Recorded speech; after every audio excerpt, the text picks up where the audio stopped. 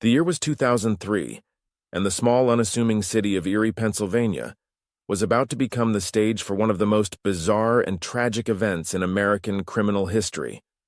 On the warm afternoon of August 28th, something happened that no one in Erie could have anticipated. Something that seemed straight out of a movie plot, but tragically, was all too real. The day started like any other, but as the sun shone down on this otherwise quiet town, a strange scene began to unfold. Brian Wells, a 46-year-old pizza delivery driver, walked into a PNC Bank.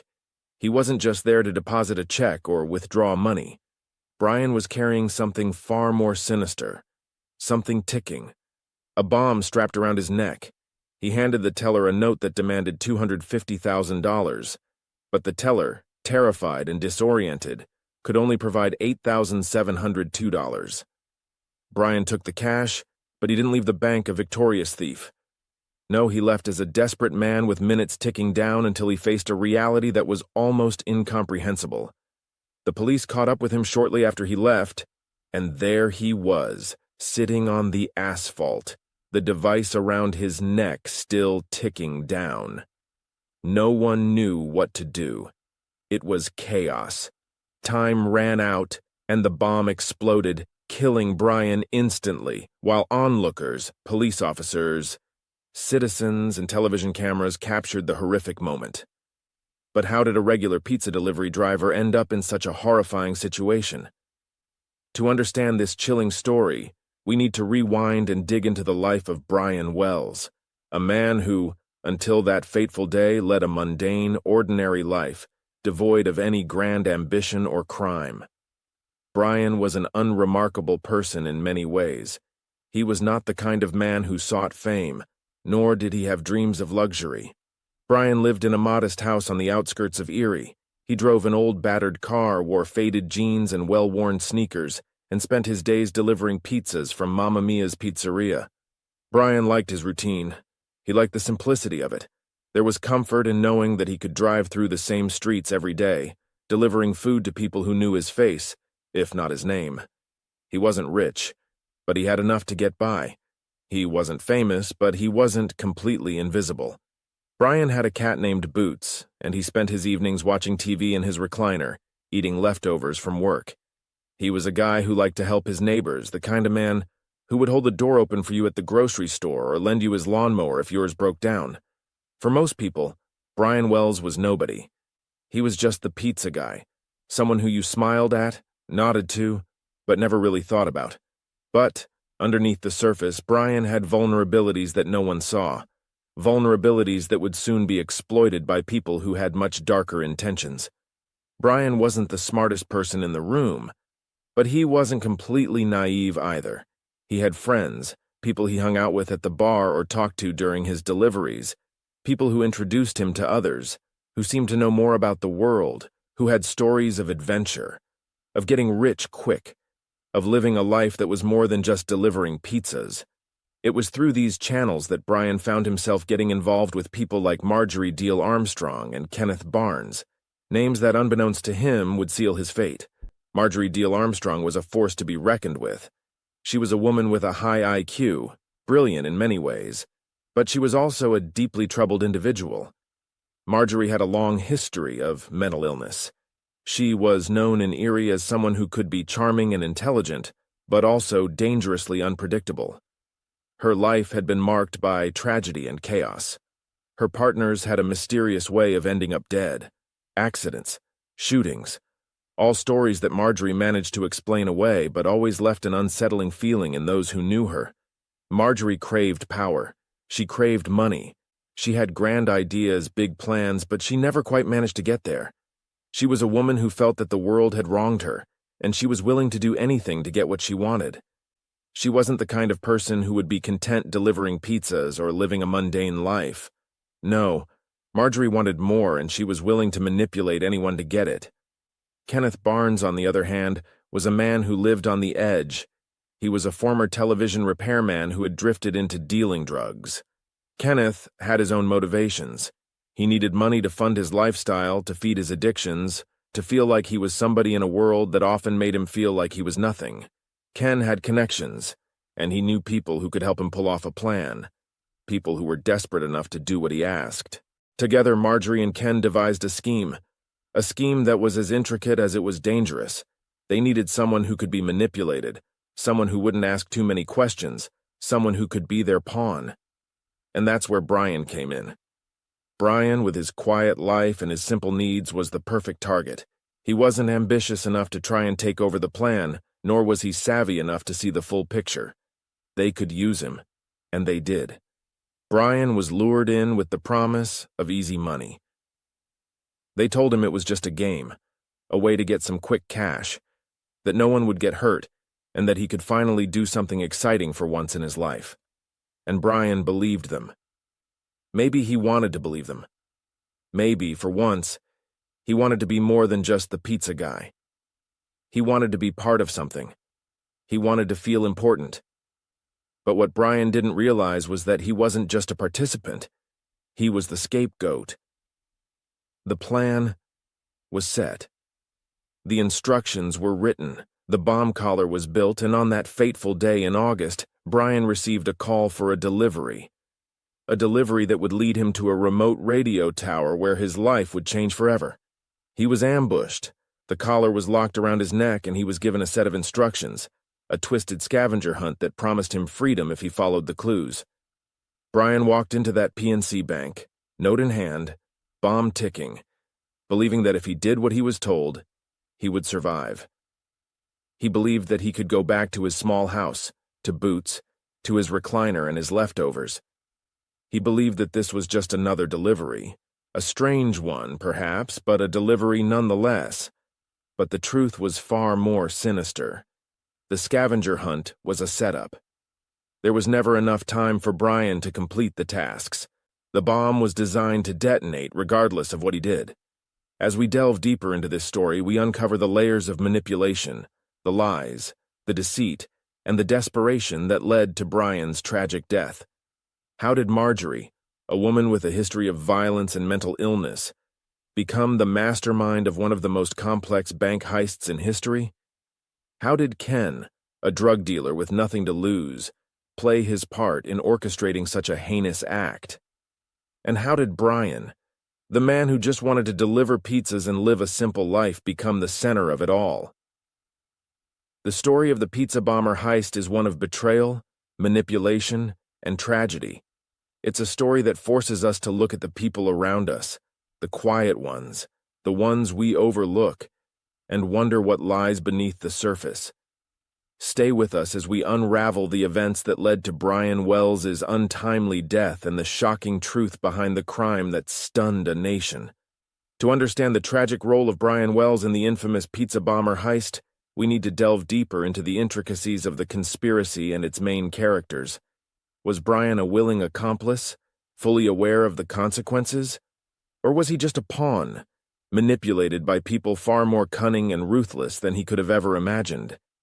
These questions have haunted investigators, journalists, and the public for years, turning the story into one of the most confounding and tragic cases in American criminal history. Many people who knew Brian, those who greeted him at the door when he delivered their pizzas, described him as kind but perhaps a little naive. He wasn't someone who had big ambitions, and certainly not someone who anyone thought would be involved in something as grand and dangerous as a bank heist. He was just a man trying to make ends meet, trying to find a way to enjoy life's small pleasures. On the other side of the spectrum were the masterminds of the plot, people who were anything but ordinary, people like Marjorie Diehl-Armstrong. Marjorie was an intelligent woman, once voted most likely to succeed in high school. But over the years, her life had taken a drastic turn for the worse. Struggling with mental illness and erratic behavior, Marjorie became notorious in her community. Her life was marked by manipulative relationships, violence, and a constant quest for control. Despite her outwardly chaotic demeanor, Marjorie was highly calculating. She was someone who knew how to spot vulnerability, how to manipulate those around her, and how to get what she wanted, often at any cost. Then there was Kenneth Barnes, an ex-television repairman who had fallen into a darker life of crime. Kenneth was opportunistic. He had been Marjorie's friend for years, and together they had crafted a plan that was audacious, reckless, and shockingly cruel. They both needed money, but more than that, they needed control. They needed to feel powerful, and they knew that they could find a way to achieve that through one naive, unsuspecting man. When they set their sights on Brian Wells, it wasn't by chance. They knew Brian. He had delivered pizzas to Kenneth's residence. He was polite, always smiling, and a little too trusting for his own good. He was the perfect mark, someone with no criminal experience, someone they could manipulate and ultimately discard when he had served his purpose. On the morning of August 28, 2003, Brian Wells showed up for his shift at Mamma Mia's Pizzeria. He was assigned 2 deliveries, one of them to a remote, secluded area on the outskirts of Erie. This wasn't unusual. Delivery drivers often found themselves on roads that seemed to lead to nowhere, but as Brian drove up to the specified address, he saw something that made his stomach tighten. Several cars parked near a transmission tower and a group of people standing nearby, waiting. In that moment, maybe Brian realized that something wasn't quite right. But by then, it was too late to turn back. Marjorie, Kenneth, and a few others were waiting for him. They were organized, their plan rehearsed to perfection. They forced Brian out of his car, held him down, and strapped a bulky metal collar around his neck. Brian protested. He asked what was happening, demanded that they take it off. Kenneth looked at him, grinning, and told him it was all part of the plan, a fake bomb just to scare the people at the bank. Brian, trembling and frightened, wanted to believe them. He wanted to believe that they wouldn't really hurt him, that this was all just a scare tactic, a way to get money without anyone being harmed. They gave him a shotgun disguised as a walking cane, handed him handwritten notes with instructions, and told him to follow every single step precisely if he wanted to live. They told him he had a limited amount of time before the bomb went off, but as long as he did exactly as they said, he would be fine. In that moment, Brian may have felt that he had no choice. He had to believe them, had to trust that he would walk away from this terrifying encounter. As Brian approached the PNC Bank, the collar heavy around his neck, the minutes ticking away, there was a sense of inevitability. He walked into the bank, his heart pounding, sweat beading down his face. He handed the teller a note, demanding $250,000. The teller, terrified, tried to explain that they couldn't access that much cash on such short notice. Instead, they handed Brian $8,702, the only money they had available. Brian, visibly panicking, stuffed the cash into his shirt and hurried out of the bank. He had been given instructions, a kind of scavenger hunt, that would supposedly lead him to keys and clues to deactivate the bomb. He rushed to the first location, but time was running out. The instructions were complicated and the pressure was mounting. He could hear the beeping of the bomb growing louder, each beep a reminder that his time was slipping away. He didn't make it far. Law enforcement, alerted to the robbery, intercepted Brian and made him sit on the asphalt of a parking lot near an Eyeglass World store. They backed away from him, guns drawn, unsure of what to do. Brian, desperate, pleaded with them. He told them that the bomb was real, that he needed help, that he was just a victim. The bomb squad had been called, but it was too late. Onlookers gathered around, some in cars, others on foot, curious about the commotion.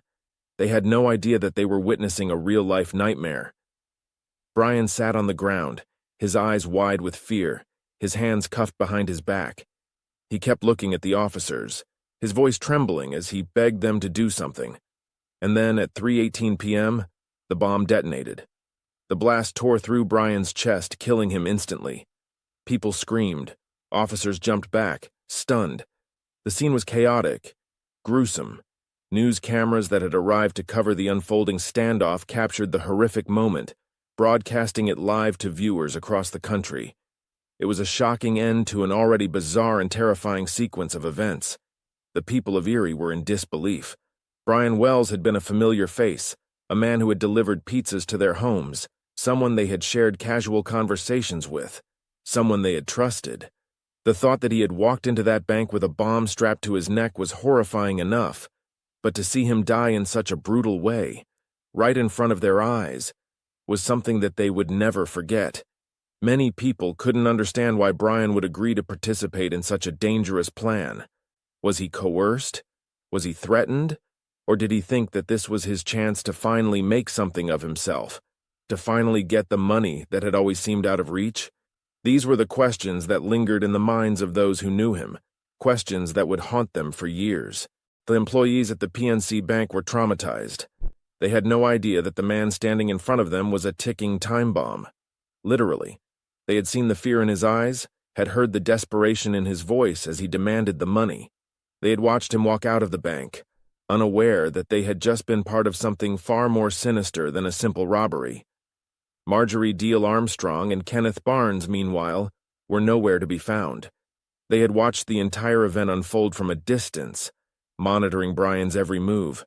To them, Brian was expendable, just another piece of the puzzle, someone who could take the fall while they got away with the money. They had no remorse, no guilt. In their minds, Brian had served his purpose. As we look back on that fateful day, we are left with more questions than answers. Was Brian Wells truly an innocent victim, or was he a willing participant who realized too late that he was being set up? The truth lies somewhere in the murky middle, in the gray areas of human vulnerability, ambition, and deception. Brian was a man who had been manipulated, a man who had trusted the wrong people. The fact that he'd walked into the bank with a cane gun suggested that he knew something of the plan. But the terror in his voice, the way he pleaded with the officers as the timer on the bomb ticked down, these were not the actions of someone who knew how this would end.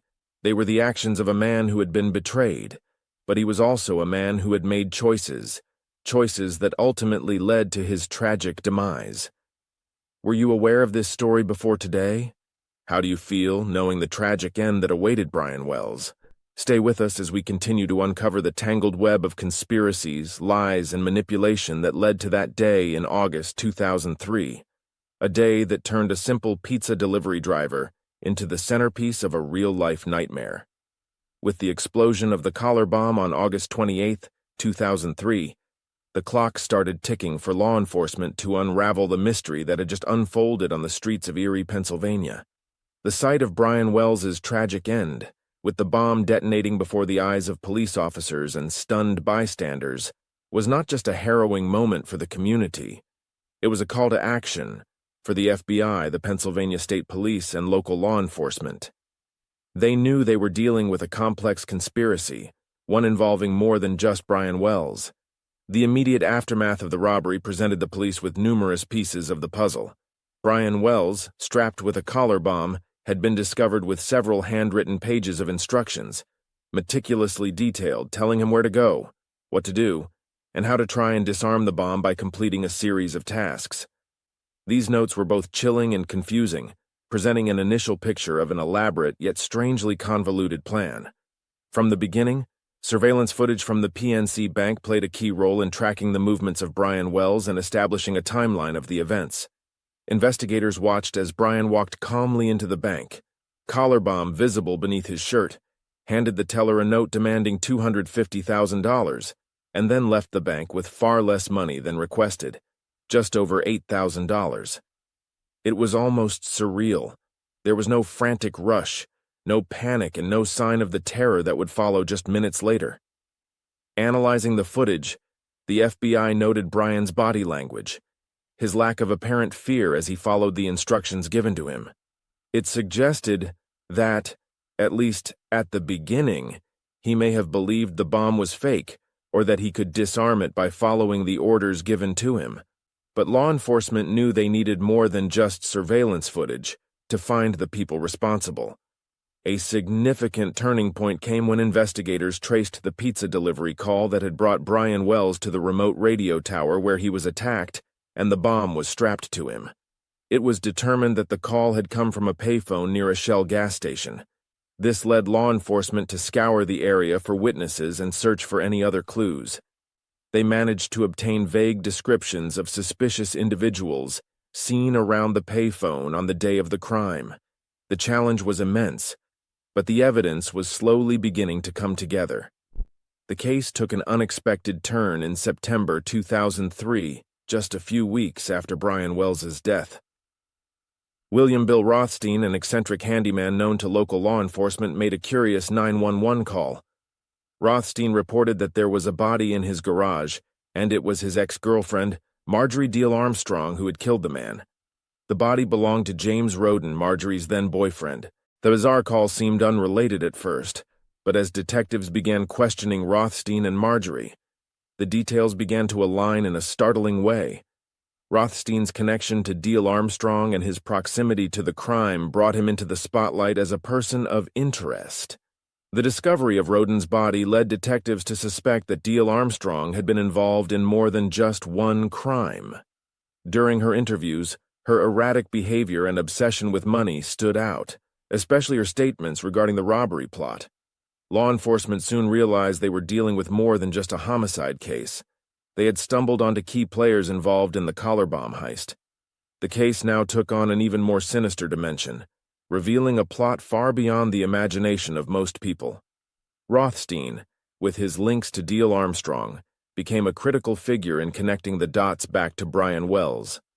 Kenneth Barnes, a former television repairman who had become deeply involved in the drug trade, was the next major breakthrough in the case. Barnes had been on law enforcement's radar as someone who was familiar with the individuals involved, and eventually, facing significant charges of his own, he agreed to cooperate with investigators in exchange for a reduced sentence.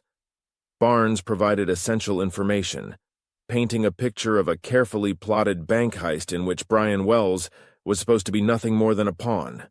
According to Barnes, the plan had always been for Wells to rob the bank and then follow the detailed instructions provided to disarm the bomb, a nearly impossible feat that, unbeknownst to Wells, had never been intended to work. Barnes's testimony implicated Marjorie Diehl-Armstrong as the mastermind and revealed that the robbery had been devised to fund a murder-for-hire plot to kill Marjorie's father. This revelation brought Marjorie to the forefront as the key orchestrator of the crime. With Barnes's testimony, the case against Marjorie Diehl-Armstrong began to take shape. Marjorie was arrested in 2004 and charged in connection with the plot. She vehemently denied her involvement, claiming that she was being framed.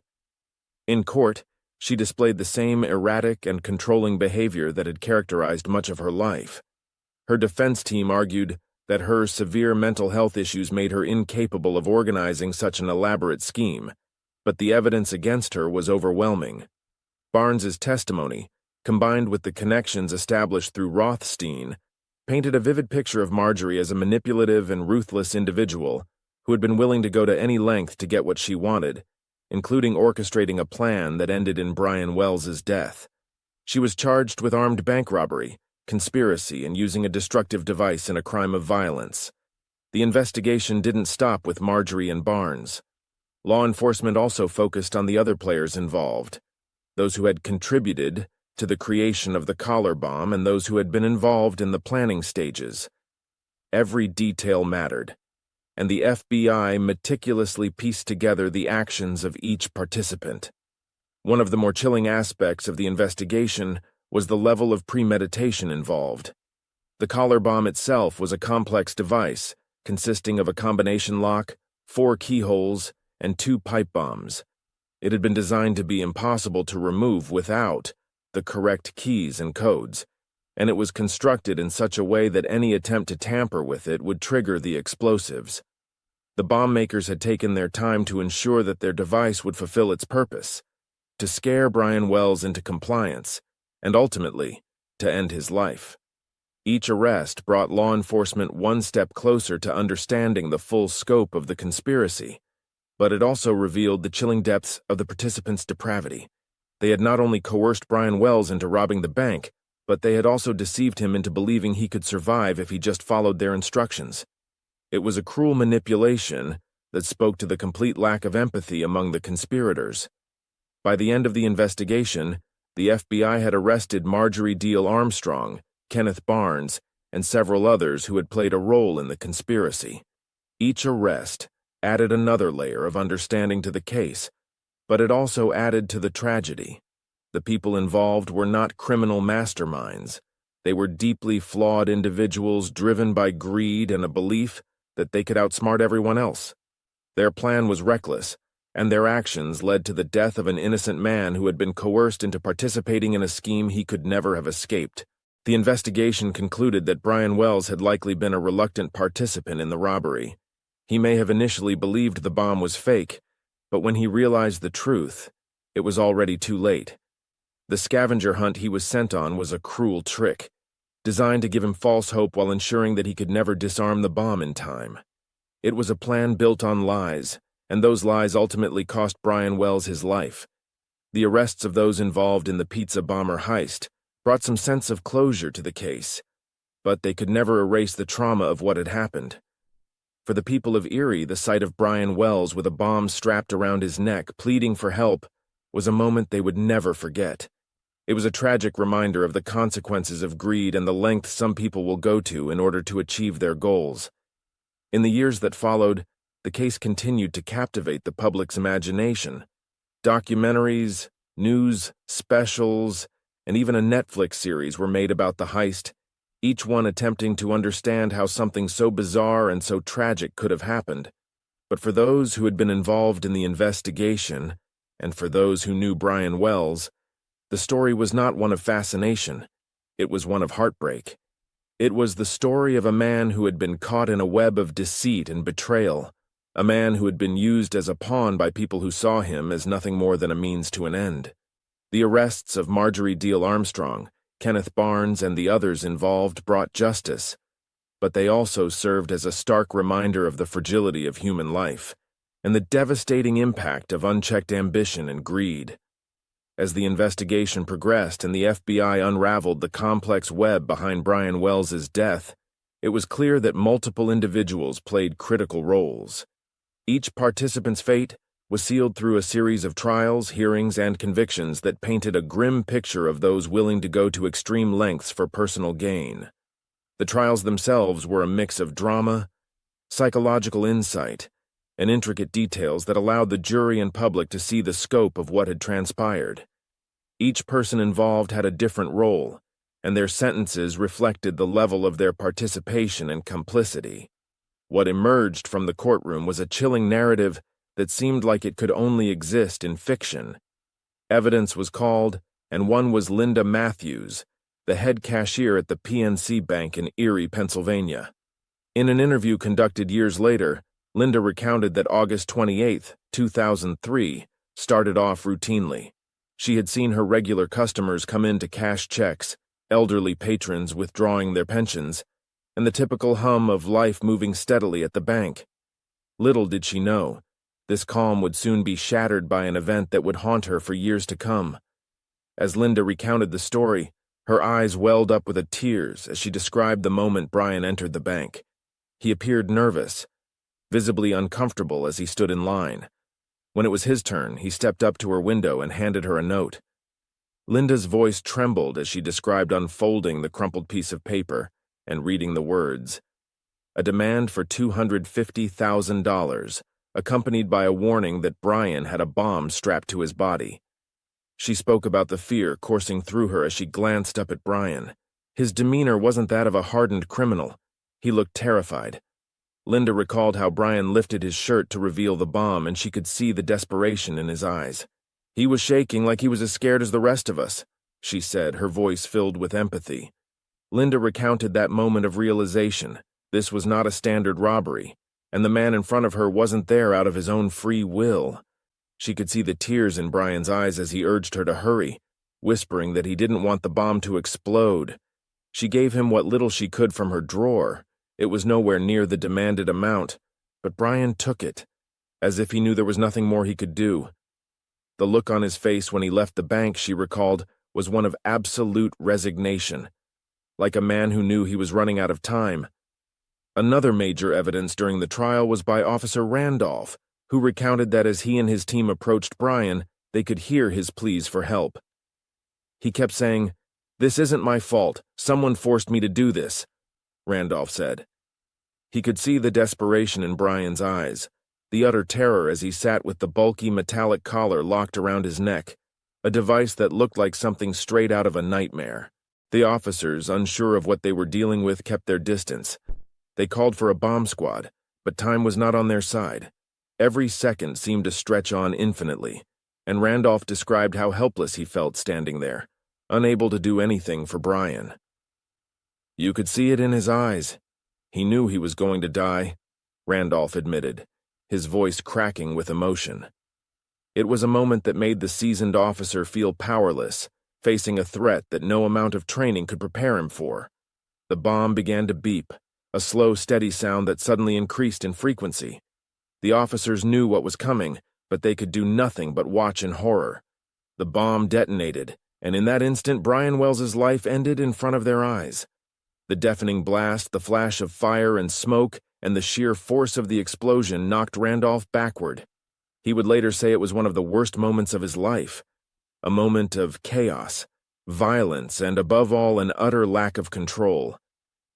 The last evidence was given by John Wallace, a local delivery driver who had pulled over on the side of the road, curious about the growing police presence. He watched from his truck as the scene unfolded, initially thinking it was just another arrest, or perhaps a hostage situation. In his evidence, John spoke about the growing tension, the uncertainty of watching a man with a bomb strapped around his neck while police tried to figure out what to do. At first, I thought maybe it was all a hoax, he said. But then I saw the way the guy was acting. He looked petrified. John described the surreal atmosphere, the quiet murmurs of the gathering crowd, and the eerie calm that preceded the chaos. When the bomb detonated, John said he remembered the shockwave that hit his truck, the shouts of horror from those nearby, and the cries of panic. I saw people running. Some fell to the ground just from the shock of it, John said. The blast wasn't just a physical explosion. It shattered the sense of safety for everyone present.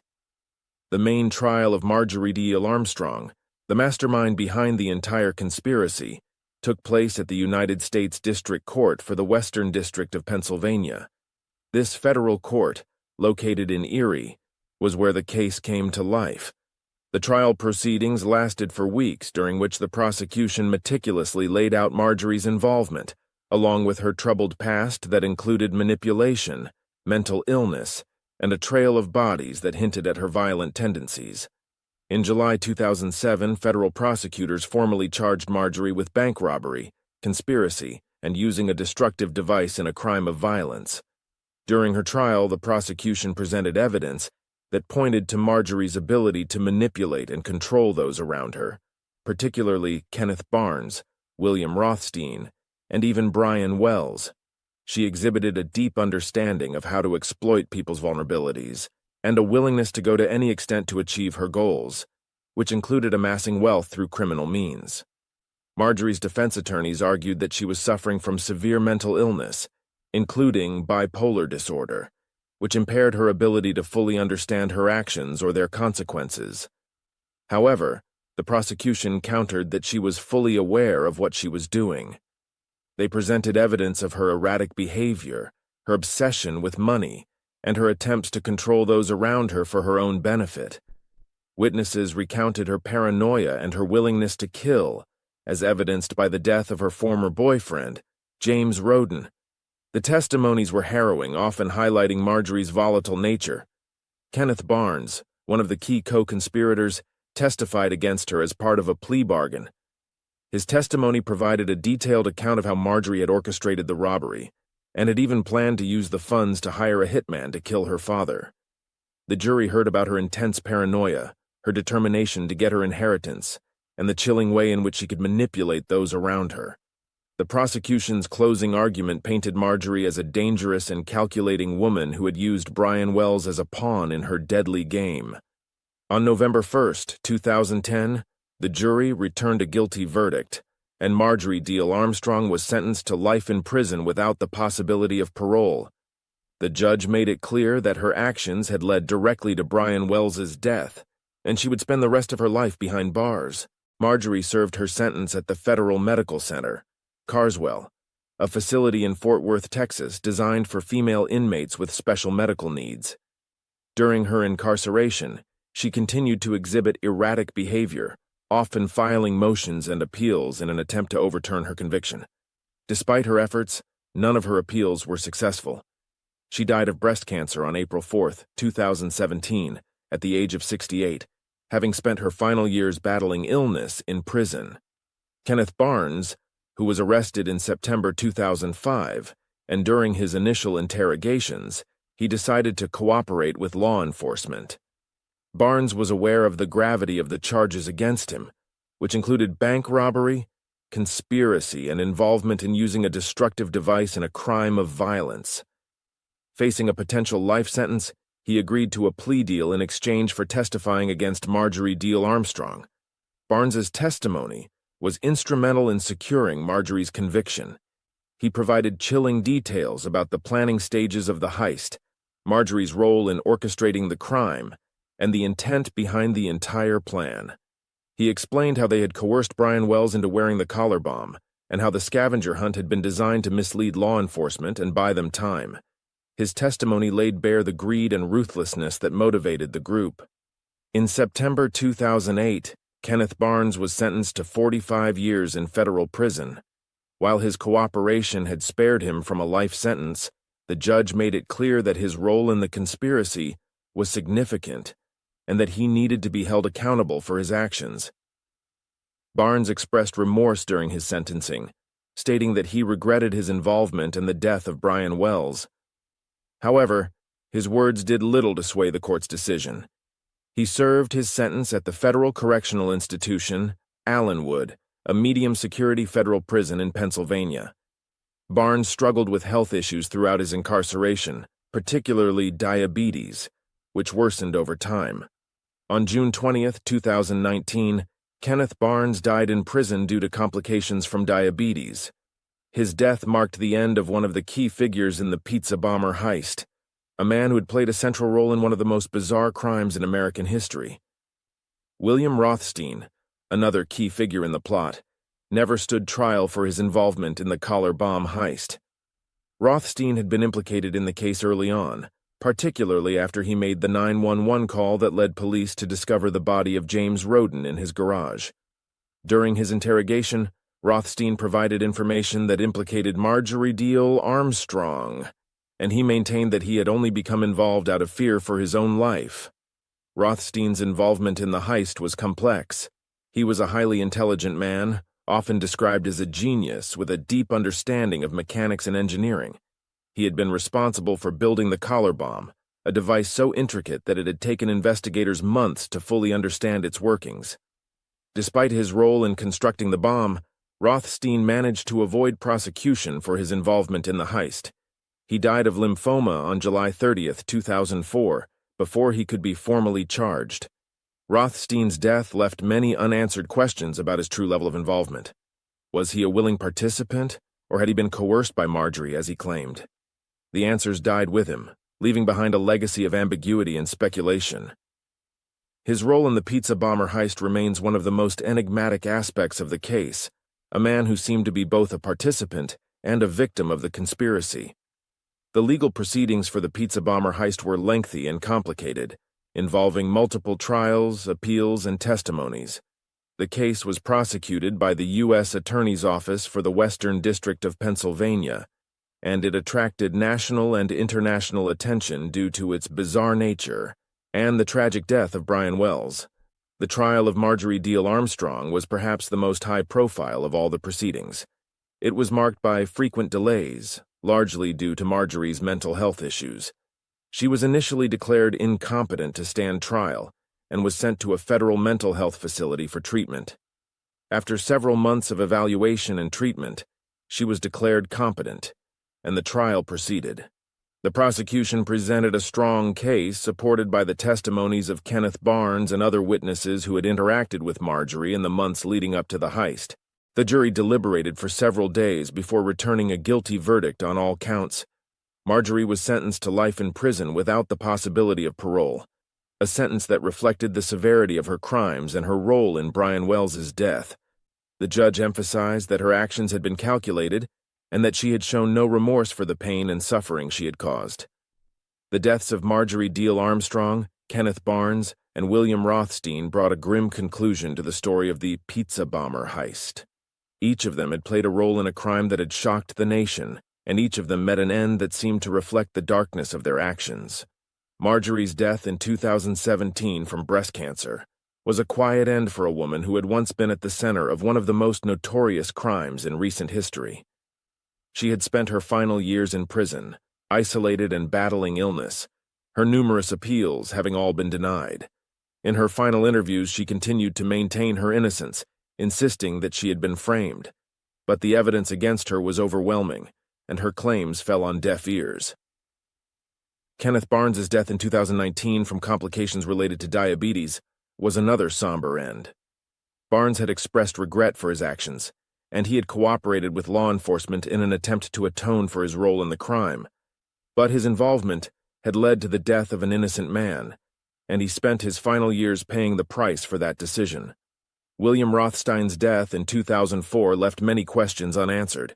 His involvement in the heist was complex, and his true motivations may never be fully understood. Was he a willing participant, or had he been coerced by Marjorie, as he claimed? His death from lymphoma meant that he never faced justice for his role in the crime, and the full extent of his involvement remains a matter of speculation. The Pizza Bomber heist left a lasting impact on the community of Erie, Pennsylvania, and on the nation as a whole. It was a crime that seemed almost too bizarre to be true, a bank robbery involving a collar bomb, a scavenger hunt, and a cast of characters that included a manipulative mastermind, a reluctant participant, and a group of deeply flawed individuals driven by greed. The legal proceedings brought some measure of justice for Brian Wells, but they could never bring him back. The image of Brian sitting on the pavement with a bomb strapped around his neck, pleading for help as the countdown ticked away, is one that will never be forgotten by those who witnessed it. It was a stark reminder of the fragility of human life and the devastating consequences of unchecked ambition. The heist also led to changes in how law enforcement agencies handle similar situations. The FBI and local law enforcement faced criticism for their handling of the incident, particularly the decision not to call in a bomb squad immediately. The tragedy highlighted the need for better protocols and training for officers faced with unusual and high-risk situations. The sentencing and deaths of those involved in the Pizza Bomber heist marked the end of a dark chapter in American criminal history. It was a story of greed, manipulation, and the tragic loss of an innocent life. The individuals behind the heist were not criminal masterminds. They were deeply flawed people whose actions had devastating consequences. Marjorie Diehl-Armstrong, Kenneth Barnes, William Rothstein, and the others involved in the plot will forever be remembered for their roles in one of the most bizarre and tragic crimes in modern history. Their actions led to the death of Brian Wells, a man who had simply been in the wrong place at the wrong time. And while justice was ultimately served, the legacy of the Pizza Bomber heist is one of heartbreak, and a stark reminder of the darkness that can exist within the human soul. For the people of Erie, Pennsylvania, the events of August 28, 2003, will never be forgotten. It was a day that changed the town forever, a day that brought fear, confusion, and sadness. But it was also a day that brought the community together in their grief, a day that reminded them of the value of human life and the importance of standing together in the face of tragedy. The memory of Brian Wells, a man who was caught in a deadly game not of his own making, will live on as a reminder of the human cost of greed and the price that is paid when ambition turns deadly. The Pizza Bomber heist was a crime that shocked the world, but it was also a crime that revealed the darkest corners of the human psyche, a story of manipulation, betrayal, and the tragic consequences of treating another person's life as disposable.